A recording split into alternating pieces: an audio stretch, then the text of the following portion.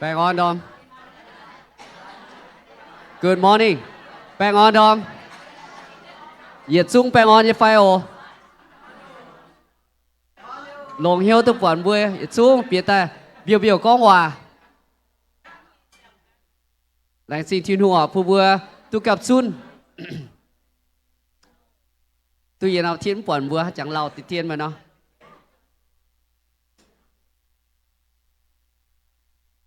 Bang on nhỏi bùa cái nhẹ nhẹ sung biết tu ạ. Đảng sao mà tóng xuế. Sao mà tóng nghe. Bang on Dom, good morning. Long hiếu chip bùi choáng kịp bang tỏi bị tè choáng kết sinh thiên hùng. Yếm cô yếm phát. Nhiệt sung long hiếu chip ạ. Yếm tí năm cua yếm phí hăng nghe. Bùa bọt y bùa. Bị tè choáng kết sinh thiên hùng. Bùa quân xã chi bùa bà dung sinh thiên hùng. Y bùi yếm na nhiệt sung ya. Ôi sinh thiên hùng phí hăng. Yếm cô yếm phát bùa choáng tàu thiên hùng ạ. Good to see you all. Good morning. Y đom mai. Miền mùa tỏi tại sở y bùa sầu là bà tí dùn mai như phai. Khe miền yếm cô tế mai như phai. Any first time visitor or our guests from other city, other churches? We want to welcome you. Mai à? Ui, nhẹ nhẹ nó phải bùi bùa. Nhẹ ọ, nhẹ. Oh, ok, tỏ cả nha, ok. Chip tăng tỏ. Ok. Ok, nhẹ bùa xiên chi hù miền. Long hiếu chip, welcome. Em ai phải? Hả tao? Cao à, số chỉ xin tập vui bật lao tém bật ạ. Rồi hai năm tóng. Im hoang cao sần này. Này em cái số này số ta. Không phải số. Welcome. Long hiếu bật bữa im hoang sẽ trên farm. Ta sĩ bữa tao du in hỏi. Lành xin thiên hùng. Bữa đua để xuống diệt dính hiếu. Bữa sáng thiên hùng ọ năm chiều bên chiết nhé. Chiều hổ bữa ta thả cặp xuống liều bữa dạo liều bữa anh bữa sáng thiên hùng. Bà liều bữa anh có mà dạo tụ. Bà bữa buôn thiên hùng chiều bữa kinh Long hiếu buôn thiên hùng ọ. Bữa đua tao dung nghi quan. Bữa sợ đỏ bữa ta cao liều. Bữa xuống ta cao chiều thiên hùng ý bữa lãnh chinh mê. Bữa mình lo nhận lo hốp nhà mai chẳng cặp xuống á sinh chiếu. Chiều ý bữa họp chủ sinh chiếu chân. Và ý bữa ý chẳng mẹ kinh busy hải. Ý bữa ta sinh chiếu nó nằm hỏi yến hỏi yến thịt yến hỏi hăng. Chiều và ý bữa thô chiếu sinh linh xây bữa tông yếm. Cũng ý bữa yếm hải. Ý bữa hiếu mà chiếu xây bữa yếm. Ý đom ý bữa tỏ chi ý bữa hiếu tỏ chi bữa linh quần. Ta sinh chiếu. Chiều và thô chiếu sinh linh yếm ý bữa hiếu. Bữa ý bữa kinh tu bữa chẳng chiếu.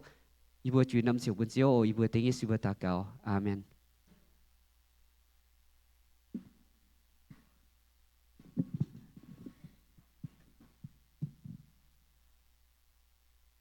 Đồng Hải was so channel. Okay, thank you.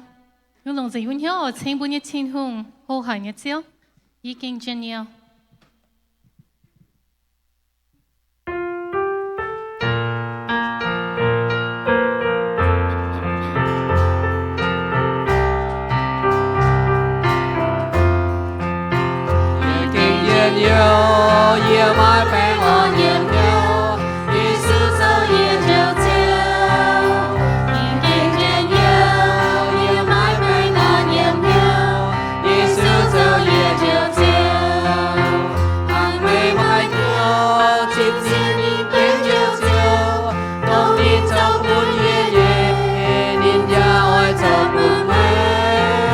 Bữa mà gì nhiều na bữa chết tê sinh thiên hùng tôi ạ. Bữa sẽ mà gì nhiều như phải.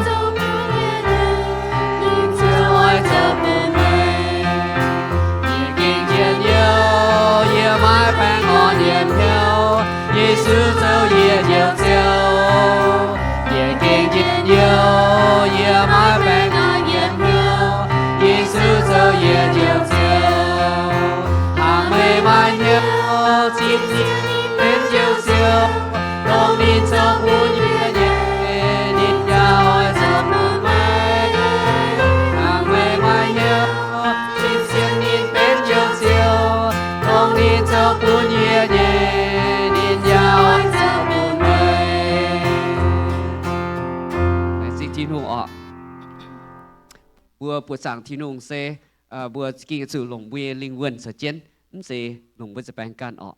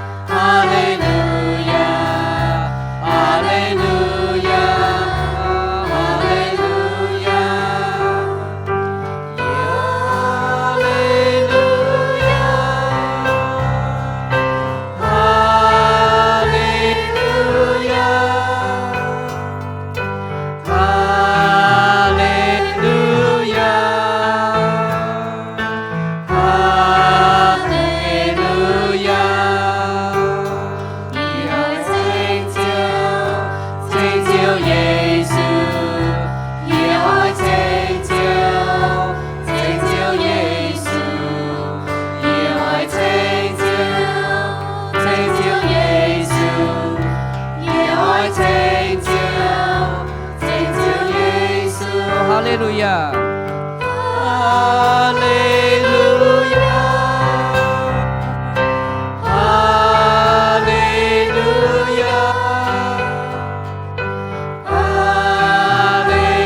Hallelujah. Hallelujah. Yên hòa nói tao, Thiên hoàng chiều chiều, sao cũng có yêu, bên dương ngàn xì,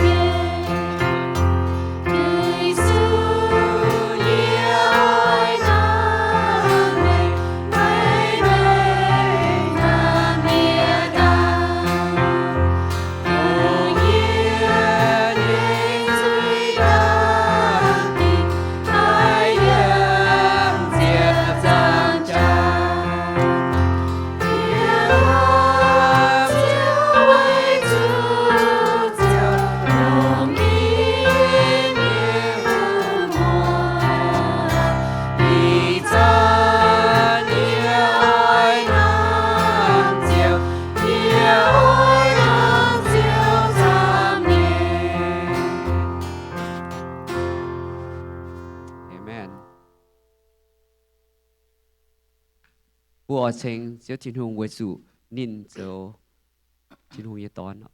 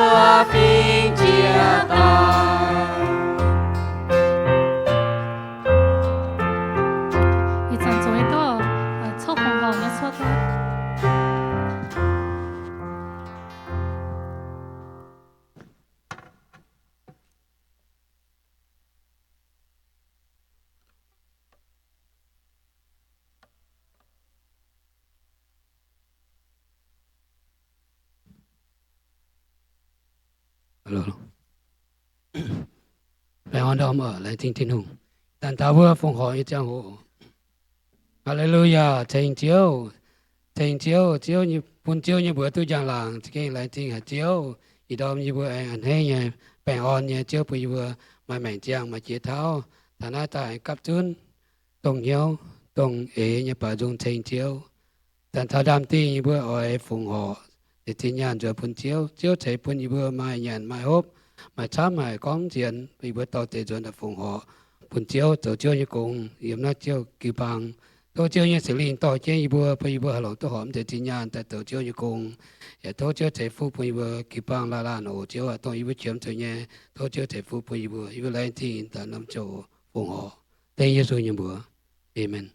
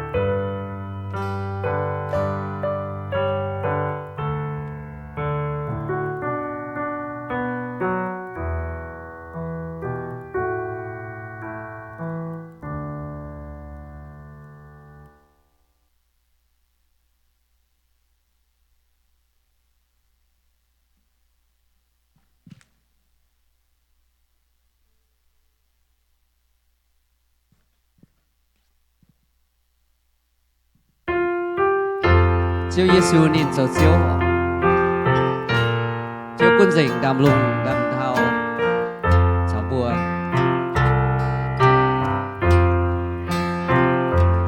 Chúa Giêsu nên dấu chiếu nên thế lung sao tia thế lung thế đào thế miệng nòng nòng xin tu hòa tao tao miên tu nhiều Giêsu ta kính dấu chiếu chiếu Giêsu nên dấu chiếu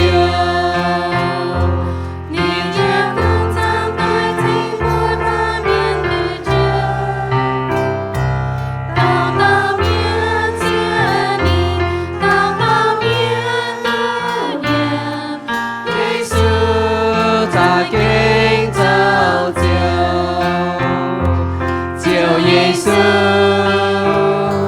nên dấu chiếu Giêsu sao bao lần xoay chưa thấy niềm nhỏ bé Giêsu thế thiên hùng một niềm lúc niềm nào Giêsu ta kính dấu chiếu chiếu Giêsu nên dấu chiếu Mãi hỏi Giêsu chơi chiến lúc giấc cười lò bùa chiều tai lò bùa vào dương mùa chín tông kèo Giêsu ta kính dấu chiếu chiều Giêsu nên dấu chiếu nhìn ngang tai vào mình trước dấu bùa nhẹ chiều chiều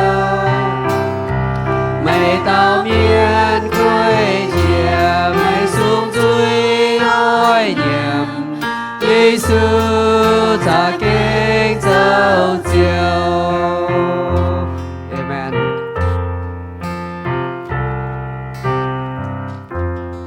Ye oi chun tiêu nhẹ khu phiền bùa ta tao xiên chiêu miền mai chẳng chun chiêu như khu phiền ọ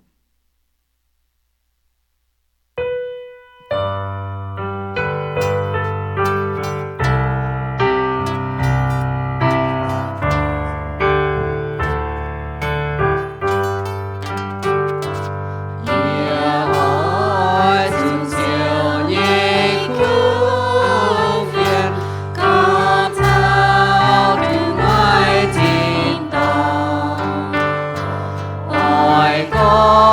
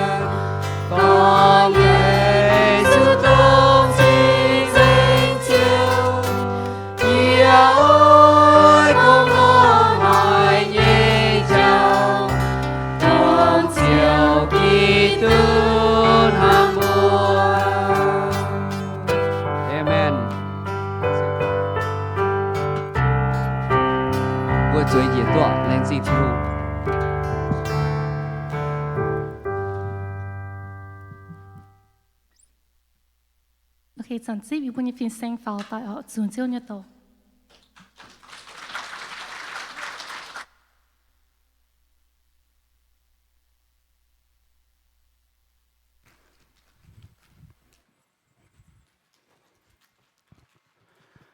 Good morning. Good morning. Bạn on dom. Anh hãy tiếp với chúng mình một tối biệt chiếu biểu thanh niên. Welcome all to worship God this morning. I want to say thank you worship team. They did a great job. Bữa lần xin nuôi tổ dung nhé quan nhiên rất lộc khí nhé miền và phát kỹ thọ nhé miền. Bữa lần xin thiên hùng về nữa tổ diệt chiếu thiên hùng nên sẽ kinh long hai tổ diệt bữa chiếu ý đom bữa mai hát chăm mà xiang miền nè anh thấy như tiếp đồng bữa xiang miền vậy đó bữa con new faces xiang miền vậy đó hay anh thấy như tiếp bữa and welcome to bữa okay no matter you old or young we're welcome all okay anh thấy tiếp lon cố luôn em chiếu như biểu nè mà như nhung miên bữa chủ chẳng chứ tan bữa miên chén là mai thế ha bé chia nhung mai rồi em chiếu như biểu bữa anh hay họ welcome thank you anh xin chiếu như em hỏi bữa anh tại sao chứ mạng chiếu như vậy bữa chẳng tuy nhiên phải chỉ ta nói lại bài con thở nhung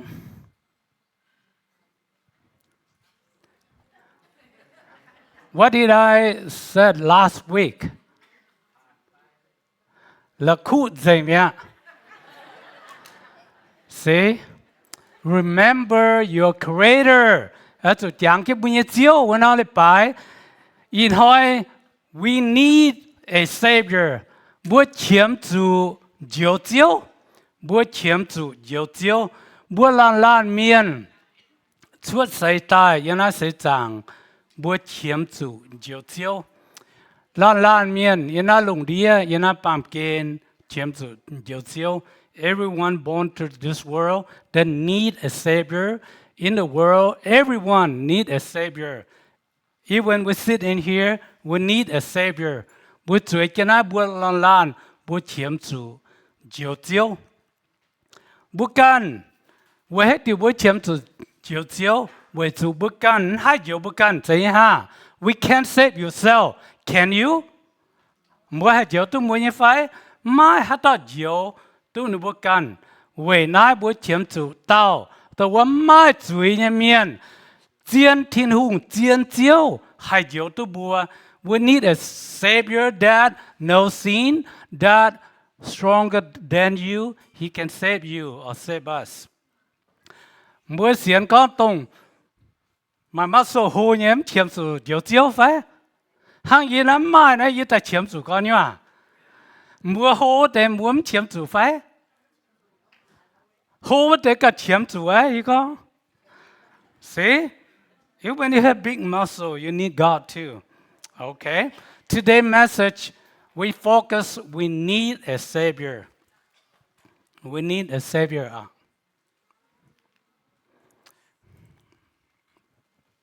Chỉ cònว่า为hát điều truy miên chiếm chủ diệu chiếu.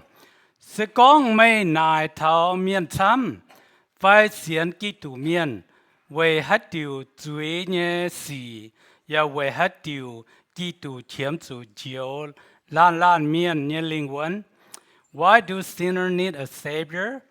If you were to ask most people, even Christians, why sin is a problem and why Christ needs to rescue everyone's souls.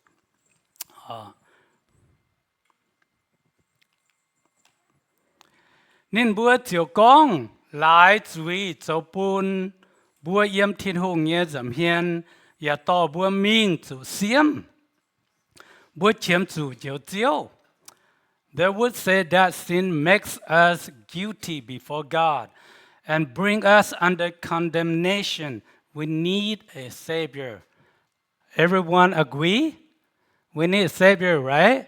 Amen nhé phải Amen là lan miên chiếm chủ diệu chiếu rồi bữa mang tự yết bữa chiếm chủ diệu chiếu bữa sẽ chui miên lan miên chiếm chủ diệu chiếu với chủ bữa sẽ chui miên lô ma số geng nghe con bữa tập phạm trang nghi chiếm phạm yểm với chủ mẫu lan miên chúng phạm chui lệ tự thiên hùng nghe giang làng cô we all sinner for all have sinned and fall short of the glory of God kinh số biang yang ta geng nghe bùa thảo bùa ba miên lan miên chiếm chủ diệu chiếu với hết điều bùa chiếm chủ diệu chiếu với chủ bùa chui miên bùa bám chui bùa là hope yếm thiên hùng dầm hiền we're a sinner. We're affected by sin.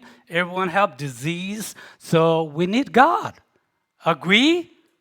Hát tao có yên ai muốn dạy chui miền phái xuống bùa mang cả? Anyone that said yourself you have no sin? Can you raise hand? See, everyone sinner.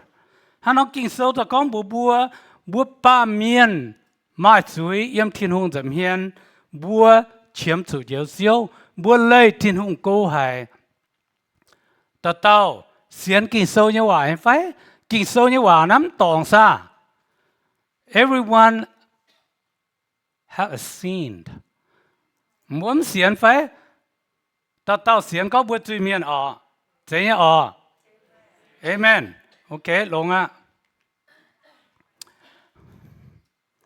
truy chủ tài truy chủ tài hang nó bùi chính ta chiếm chủ diệu diệu truy bùi miên chủ tài为主主呢公真是本面主大，把天空白白本呢真呢是朝不朝本呢照基督耶稣装命，就都一流呢命，将装命将就都一流呢命Sin is death For the wages of sin is death.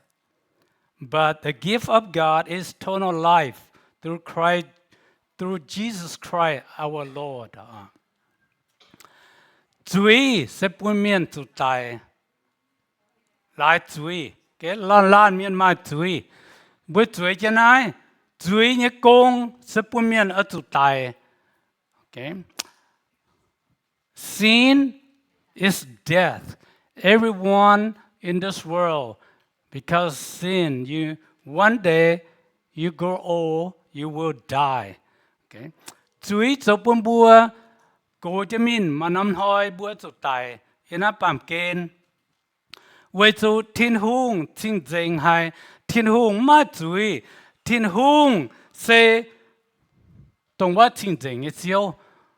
God is holy, God is perfect, God has no sin. Bữa chủ chẳng thân ai, về chuy, chủ tài, về hết điều hùng cha tình, ba miền chuy, về hết điều hùng cha mà lô vấn miền, về chủ lại chuy, miền chỗ hoài như chéo, chính tài ở chủ hùng cha chủ tình, miền ở chuy. Even governments, they have jail, punish those break the law. That's why they have jail. Put prisoner in there. Hang nó bùa chuy na cho bùa miền tài hang nó bùa chủ hiếu bùa xiên ít số miền bùa chủ hiếu thật chuy sẽ bên mà yếm kinh sâu con chuy sẽ bên lây lạt, okay? Lây lạt tiếng miền ấy chuy lây lạt là tiếng miền tài. Hang nó other Bible said about sin is also the law. The law punish the crime. Law can punish the sin.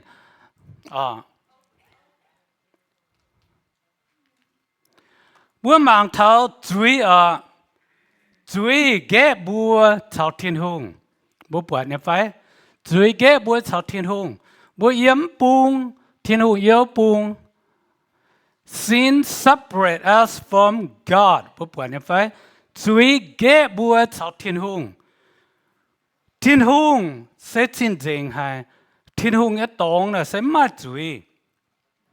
hàng nó thiên hùng ta chủ lệ gói chuối bún chuối của chủ bua chẳng chủ như phải chỉ tạm lâu được hai COVID-19 ว่าบ่จังตัวไฟฮัตตากำเจียก็ยุงแปงตาเมียนกำเจียกองทัพแปงห้างเมียนกำเจียน่าจะเป็นยุงจุยละหบให้เยี่ยมป้าเมียนจะเฮียนเยี่ยมป้าเมียนเหี่ยวห้างนอทินหงสินตาอัจุเลยก้อย We look at the COVID-19 that sickness affect human race everyone afraid that COVID Even COVID in your life, some family member might die from the COVID. Hàng đó buôn bằng thắt chuối sẽ bấy thảo yên dùng bèng, yên á bàm kế yên dùng bèng nắm hay nít tu thiên hùng, chuối nắm hay nít tu thiên hùng dình hay. Hàng đó thiên hùng xin ta chủ lấy gói chuối. Hàng đó quá bù bọt nha. Nó sẽ cho dùng giấy bún bùa hít tuแต่ฟาร์มทิ้นหูผิวเม่งนินห้ามบัวเรามาโซตำจางตะเปะเยี่ยมมป่าทิ้นหูปุ่นชิงนินดงนายห้ามบัวต้องบัวชอเจ้าจุยเมียนเนี่ยจังโหกี่ตัวบัวตาย God demonstrated His love for us and hope make it no ashamed because the love of God is shed abroad in our hearts by the Holy Ghost, the Holy Spirit, which is given unto us. Thiên hùng yên ham, tông búa yếm chuối cần nhua giang hồ, chiếu thiên hùng sẽ sen ham búa. Sẽ con búa chẳng kết đồ thiên hùng ham đồ này, búa chuối miên ở giang hồ, búa đồ nào là hốp, búa bén bèng miên, mà chuối mà bèng, bà thiên hùng ham búa nha. Sẽ có bút ba miền bên bèng tai là hốp nhân hỏi na bút chút cầm dĩa có bút sim chiên chút cầm dĩa mình phát thế phải y con thảo mà thấy im mạng bèng miền mình thảo là nó bút cái nia keng đàng là nó bút ăn trên chẳng hồ bút con sai quá. When I went to see patient in hospital, they had a sign posted on the door said you have to wear a mask. You have to wear the clothes to get in. Mà theo hồi mà bè miền mình tháo nè, chỉ có một bữa tụt tụt buông cái duy, tụt tụt cái hậu thì ta bịa mạng tụt ta miền. Yên sao thì ham, yên lộn nghe nè, yên nó tụt tụt hậu, yên nó tụt buông. Bịa mình có nhớ bè miền bưởi chấm bọt buông, yêu cái nhiều có tụt buông trên. Bất chúa giờ hết bữa chiến bữa phê nó bữa chia bữa, hắn nói bữa ta tụt tụt hậu, see? Hàng nói như là con thảo thiên hùng bọt bút chui miền là hốp hài cầm dĩa hài bà thiên hùng ham bùa nha chiếu số ta tài bùi bùa mới xiên em phải amen em phải amen for that bùa nhiệm Giêsu走chiếu bùa chiếm chủ điều chiếu hồ tao con bùa chiếm chủ điều chiếu bữa chiếm chủ điều chiếu nó bữa chủ nhiệm Giêsu cho bữa chiếu thế ha lúc mà sau tiếp trang từ Chúa nhiệm con sẽ con mấy nhé duy nhiệm Giêsu cho chiếu mấy giờ lòng hiếu xiên Giêsu đại minh thiên hùng anh punin nàng tai mấy giờ tu diệu á we confess Jesus is the Lord. That thou shalt confess with thy mouth the Lord Jesus, and shalt believe in thy heart that God has raised him from the dead, thou shalt be saved. See?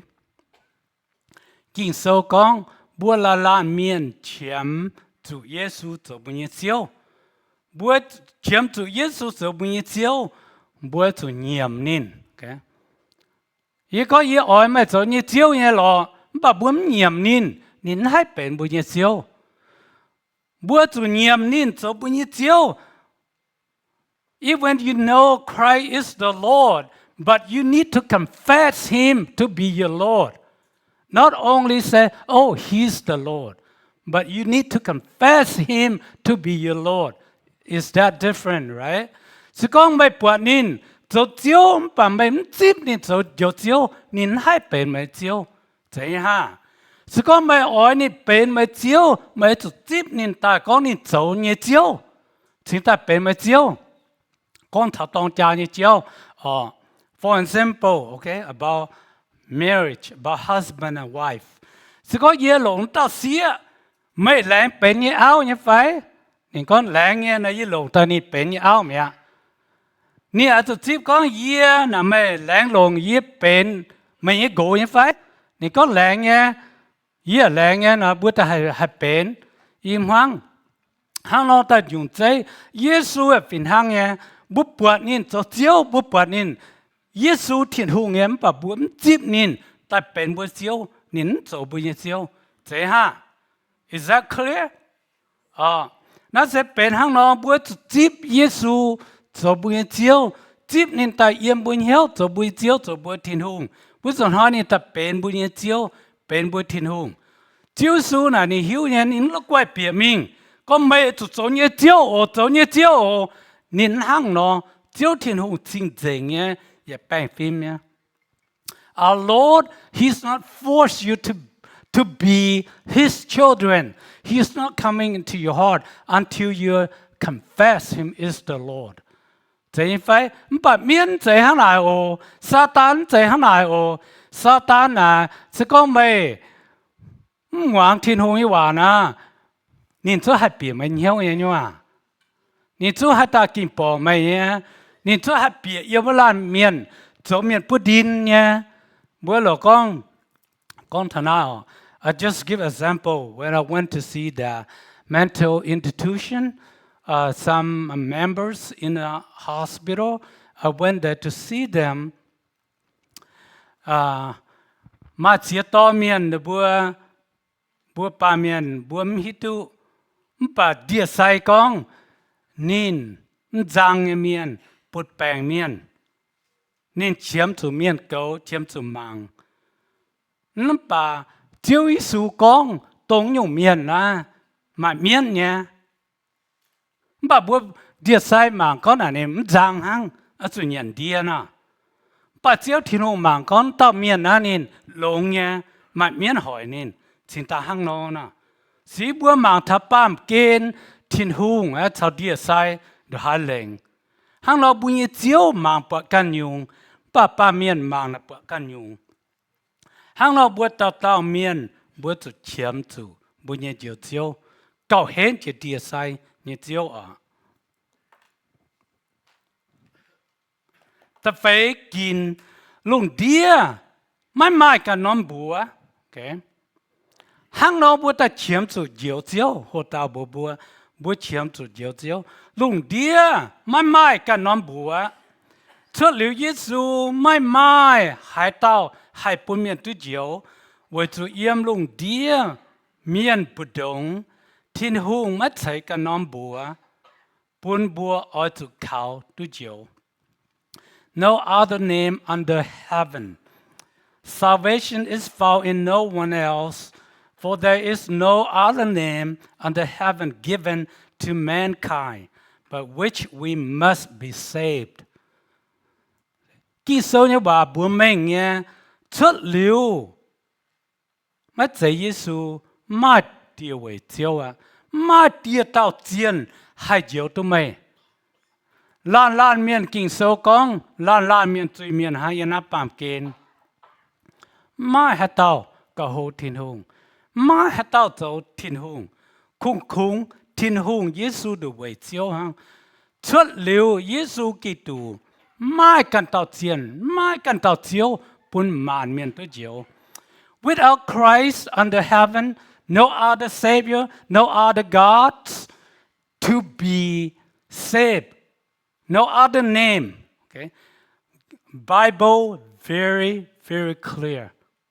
Bởi từ hiếu thần ai kinh số nhé,พ่อ mình ta kinh gàng bún bùa lan miền. Mà bùa dù bùa mua tòn, ở dù bùa mua như xía, bùa miền mùa, bùa chiên chế. Bible very clear. You have to tell your children, your grandchildren, your cousin, your relative about Jesus Christ. He is the Lord. Are you believe that? Are you truly believe that, right? Hang lo sẽ có một hang lo xiên, mấy bữa cho bùa, mấy bữa qua phun qua phá, miền một chân xe, mà để yếm cái biểu trông, không phải là xiên Giêsu, xiên thiên hùng cho nó bớt chiếu, mà ý nhung, bùa nhung hang yên á lùng đi à, okay? I'm going to tell you that three things, very clear, okay? You believe in yourself, or you believe in our ancestor, mình có sĩ miên rồi wa. Third, or you believe Jesus. Sự con mày xiên mày sell mà chia tao miên xiên mày can, con lùng địa nắm mà tin hùng. Atheist wa. Nếu muốn xiên thì nhung xiên nó can ha. Okay, that is not a question. They believe themselves. They think they will save himself in the end. He will die. Okay. Anh tại nhị quan, tại nhị cháu con nó ship miên, ship ông Thái. Ông Thái chút tài rồi mẹ bữa nó ship à. Nếu chút tài mẹ bữa ông bữa cũ chút tài mẹ. Mấy hiểu này chúng nàng á, nhiễm chết tụi mình biết, là ni hai chiều mấy. Think about that. And third question, kinh số con Giêsu được về chiếu ha, chiến thiên hùng á, mày phải yê ở chỗ xiên nín, okay? Bởi chỗ xiên bởi chiếu Giêsu, tôi này được về chiếu hai chiếu tới bùa. Are you believe that? You believe Jesus Christ to be your Lord Savior? Amen. If I? Amen. Thank God for that. Number 6. Tu chiều sẽ can Giêsu hăng. Hoàng lỗ ngộ. Hồ tao con, bố chiếm chủ chiều chiều. We need a Savior. Yên á tờ lùa kín, tu chiều sẽ can Giêsu hăng. Lô ma sâu tiếp trang, tiếp phạm yểm. Hăng kín sâu con nó, hai tao hiểu chiều nhé bùa, và tao tu chiều ạ. Thế như phải? Salvation through Jesus only for everyone who calls on the name of the Lord will be saved. See? Kinh sâu bùa sẽ kinh gàng nhé mê nghe con can Giêsu tu diệu hăng. Hiểu Giêsu nhé bùa tu diệu hăng. Hát tao niệm Giêsu tổ chiếu với tế tu diệu hăng. Kinh sâu là mê nghe ní Are you believe that? Bible very clear said you have to follow Christ, you confess Christ, you have to ask Him to be your Lord and Savior. See? Very, very clear. Kinh minh hay nhớ à? Sự con hát tao anh con xiên Giêsu tổ chiếu nè. Bùi chế bùi cả nè. Bùa. Hùng chế bùi đĩa mình nè. Má tổng quẻ nha. Thế ha. If you deny Christ Jesus, the Lord, when you leave this world, you carry your backpack, walk different way. No blame, okay? Understand? In hai kỳ số như vậy, con bùa, man decide Christ is the cost. You want to go to the other side, you have to go follow Christ. You have to walk His way. You see that? Christ, way there. You have to walk through the cross. Cross means Jesus. Jesus is the Lord. Mày yang Giêsu như cháu, mày sự yang diệp giang trả, ta minh thấu, vô buông thiên hùng vô buông. Sự con như nó bàm kên, buông can Giêsu thì cháu, buông yang Giêsu nhé, buông yang Giêsu diệp giang trả, buông minh thấu thiên hùng vô buông mình mua tỏi à, con mua xiên hay nhung bà, mua mai mua như sâu con, bà kinh sâu, chiên như Giêsu yếm thiên tông kia tai. Nè con nè chiên bất tử cháu ha. hang lo bữa cho can Giêsu nhé cháu bữa chính tai mình rất thảo thiên hùng quá bữa chính tai tu diệu en bữa tu diệu sẽ bữa cho can Giêsu không chạy can pa miền không chạy can nhẹ nhẹ xiên bà cho can Giêsu understand clear amen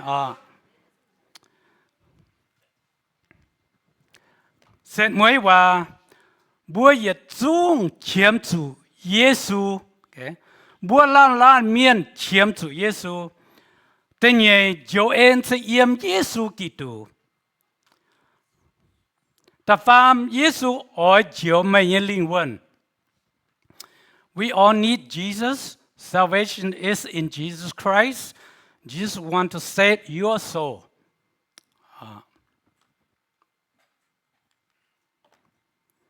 ไม่เอาทิพย์เยซูกิตูจะไม่เจียวเจียวเนี่ยไฟ Do you want to receive Jesus to be your Lord and Savior ยันนั้นมาหาตองเกณฑ์ตุทิพย์เยซูจะไม่เจียวมาเนี่ยไฟ Anyone else anyone sit in here you haven't received Jesus Christ today is your day okay salvation found in no one else only in Jesus Christ Joel maiกันต่อเทียนนะเสตรงเยซูด้วยเจียวหังมาหาเต้าแก่ตุสิบเยซูสวยจะน่ามาอย่างไฟ